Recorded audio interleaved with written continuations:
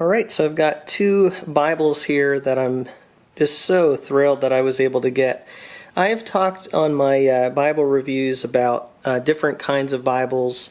Some of them are just really budget Bibles, and I like to highlight budget Bibles because there's a place for them, to have Bibles that don't cost a lot. Some of the Bibles are more mid-range. They're better quality, but they still are reasonably priced. And then we have high-end Bibles that, for some people, they're going to be too expensive, maybe for what they want to purchase in a Bible, but these are going to be the best quality materials. They're going to be the best Bibles on the market, really, in terms of build quality, construction, and beauty, and therefore they're called premium Bibles. So today I'm looking at Bibles that are in the premium line. I've talked about Schuyler before, and I've mentioned that I didn't have any Allan Bibles, if you heard me refer to R.L. Allan. Well, today I have R.L. Allan. What I'd like to do in this video is just talk a little bit about R.L. Allan's background, who they are as a publisher, the Bibles they make, and then just show you some examples here of what R.L. Allan Bibles look like. I'd love in a future video to actually compare these with Schuyler so you can just see some of the similarities and differences with some premium Bibles that are out there. So R.L. Allan actually, according to their website, and I'm going to read some of it here, started in Scotland in 1863. And their shop remained in Scotland until 1959 in Glasgow. Now their office is located in London, but they say we're still a Scottish company and hold a royal license to publish the authorized King James Version Bible as Her Majesty's printers for Scotland. The British Crown maintains perpetual copyright in the KJV Bible. They go on to say that most distinctively of all, Allan Bibles are now the only Bibles to be bound exclusively in the UK and Europe using the hand case-making techniques that were once the norm. The overwhelming majority of our Bibles are leather-lined with natural grain goatskin or calfskin for the outer and a split calfskin liner. Each piece of leather is individually cut and assembled with the corners pleated by hand. This leather-lined style, with its gorgeous semi or full yap covering the page edges for protection, is the most labor-intensive and complex of all binding styles to achieve. Of course, these elements do not make for the kind of precision or exactness that we expect of, say, a smartphone or tablet, or indeed a normal hardcover book, which are produced in their thousands to tolerances of a fraction of an inch on massive production lines. So what they're basically saying on their website is that their Bibles are not mass-produced. And so they have kind of a handmade feel to them.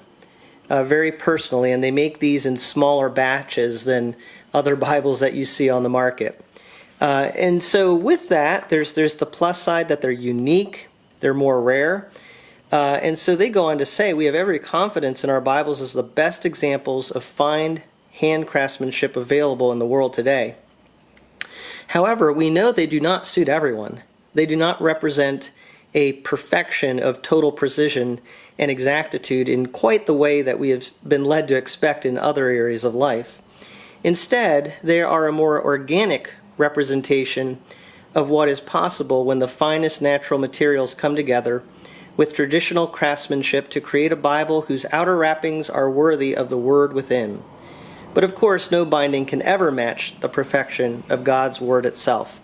So I love the philosophy and the heart behind this company, R.L. Allan. I think you can see it there. They treasure God's Word. They want God's Word to be encapsulated in a beautiful form. But the form that they have worked with is a handcrafted form. So I have two examples here of some Allan Bibles. One is in a black cover. One is navy blue. On the left is the Allan reference. It's just a classic reference edition, and then on the right we have a classic reader's edition. So these Bibles, as I'm going to show you here, are really good representations of what you get from R.L. Allan. One of the things that is so unique about R.L. Allan Bibles is the way they do their covers. Their leather is beautiful leather. They have different kinds. The Reader edition here has what's called a Highland goatskin. And they do talk about how, because this is real leather and you're getting it really right off the animal, you'll see sometimes some scarring, and you see that, some unique blemishes. But the Highland goatskin just has a really wonderful grain to it, kind of a river grain pattern, as others have pointed out. So that's really beautiful, really unique. The other one that I have here is what they call a natural grain goatskin. So you can see that their leather is really beautiful, top-notch, and they're actually bound by different companies. So this one here was bound by a bindery called Ludlow, and the other one that I have was bound by a company called Charfleet Bookbindery. So they're bound by different places. They're also unique in the yap that they have. I've talked about this, that yap is the overhang of the cover, and they have a very large yap which protects the Bible. That is typically what you get in an Allan Bible. So some people love that look. It has a certain look to it. Along with that, the edges are tooled ribs and nice stamping. So these edges have more of a flat look to them rather than what you get with Bibles that have the raised ribs. So that's another distinct feature of Allan's. They're also Smythe sewn. They have the head and tail bands that are white here, and beautiful ribbons. And their ribbons are always really well done from everything that I've seen. So beautiful ribbons, same in this Bible too. 3 really nice Beresford double-sided satin ribbons. And then another wonderful feature of Allan Bibles is the art gilding. They have a gilt line around the Bible on the edge here. And I forgot to mention, it's not perimeter stitched, but it's a tooled line that you get around the edge. And then the art gilt on the pages themselves is a gold with red underneath on this one, and the color that's underneath is very dark and rich, and that's something that you see in all of their Bibles, is just that rich color, very dark gilt underneath the gold. So beautiful work of craftsmanship. Maybe the only downside of these Bibles is that, as they pointed out, because they're made in smaller batches by hand, you get more variance. And they also are getting their text blocks from different companies, and so they're not as uniform as, say, a Schuyler. On the other hand, that might be what you want, is something that's not so uniform and cookie cutter, something that's more unique, something that just seems more handmade, handcrafted, and you get that. So I'm just going to quickly show you here. I'm not going to really review these, but show you that they have these options for some of their Bibles. This is the English Standard Version, and some of their Bibles are what's called a Reader Edition, and the Reader Editions are larger, but I would say, proportionally speaking, they have kind of a thinner, more streamlined look to them. So almost like a thin line. In other companies, they would be considered a thin line. And you get a nice large font with that and good margins in their readers. So that's the Reader. A lot of people love these. And then here is the Reference Bible, which is smaller than the Reader, but actually a little bit thicker. So I would call this more traditional in its proportions.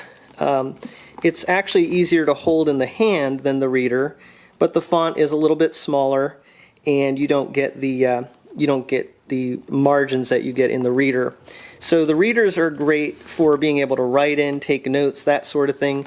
The Classic Reference Edition is really good for being able to carry around with you. And both are just excellent quality, I would say, really are. So that's just a quick look at what you get in their Bibles. And the one other thing I wanted to say with Allan, because these are such good quality, is that they really retain their value, and in some cases they even increase in value. So unlike most things that you buy, when you buy it new, you pay a lot for it. If you try to sell it, you know it's gone down in worth. Whereas with these, they're going to retain their value or even increase depending on the Bible that you buy, because they are uniquely made. Sometimes they get leather that they only have for a certain amount of Bibles, and then they never make a Bible quite like that again.